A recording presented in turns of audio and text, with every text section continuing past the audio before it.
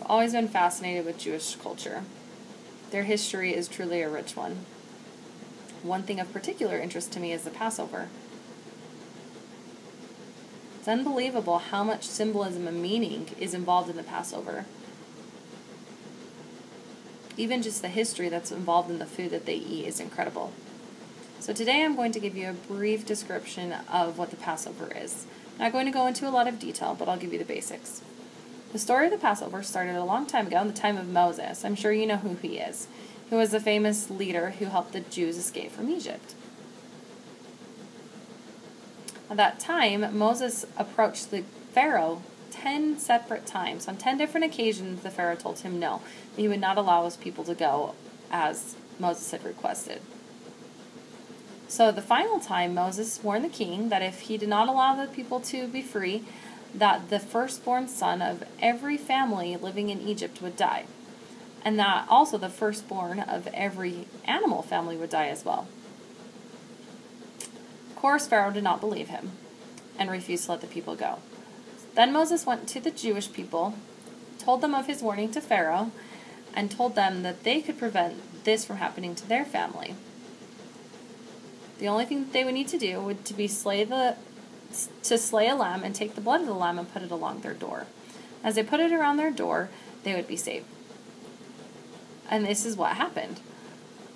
All the other Egyptians had the firstborn sons die, but the Jewish people did not. The destroying angel passed over them, over their homes, and that's why it's called the Passover. And from that time on, it's since been called the Passover. Of course, Pharaoh was furious that this had happened, so the Jewish people had to leave in a hurry. They had to pack all their things, and at the time, they were making bread that had not yet been finished. Understand, this bread didn't have any leavening in it, no yeast. So they brought it into the wilderness and hoped that they could cook it through the sun. And what resulted was a bit of a flat bread. Well, that translates into the food that they eat these days. Passover is an 8-day celebration. The first and second day, there is a meal that they eat. It's called Seder. Now, the Seder has many different things to remind the people of their rich history. But prior to this meal, it's important that the homes are cleaned completely. There's not to be any yeast or any remnants of yeast in their homes. Everything must be deep clean, from the stove to the microwave. Anywhere that the yeast could have possibly touched must be cleaned. Because as you remember, the bread that they had brought into the wilderness didn't have the yeast. And this is to remind them of those times.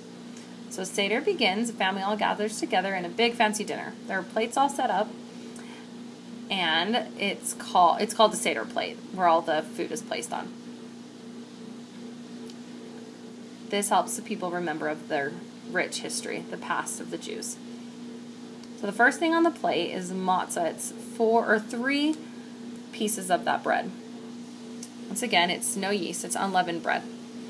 The 3 pieces are stacked and put in a little envelope and set up on the table. The piece in the center is removed, broken in half. Half of it is placed back in with the other bread, and the other half becomes I don't know how to spell the name. Darn it, I didn't write down that name. Anyway, the kids are to search and to find that piece, and then they receive a prize. So that's the matzah. The next is called the haroth. It's a mixture of apple and walnuts. So all these things are taken and mixed together, and it doesn't look super appetizing. It's made to look like the mortar of the bricks. As the Jews were laboring and making bricks, mortar was placed in between the bricks as they built things. So that mixture is made to look like that, to remind them of all their hard work. It's called haroth. I'm sorry, I was incorrect the first time.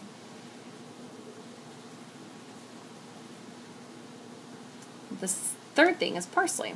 Parsley represents spring. It represents a new life. But the important thing about this parsley is it must be dipped in salt water. As it's dipped in salt water, the water runs off the parsley and it resembles tears. That's to remind the people of the tears that were shed as the people were in captivity. The fourth thing is an egg, a boiled egg.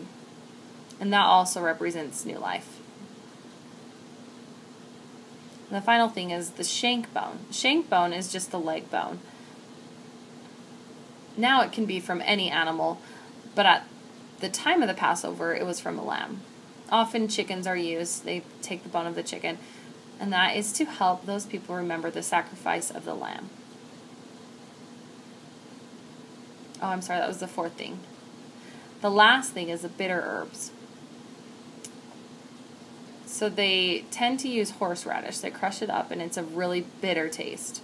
And that's to remind them of the suffering and the heartbreak of the people as they were in bondage in Egypt. So all these things are included in the Passover dinner. There's also 4 glasses of wine. And that helps them remember of the freedom and how they were saved from the Egyptians. But there's a 5th cup of wine as well that's set up on the table. This is to symbolize that their doors are always open for Elijah to join them in their meal. And that is what the Passover is.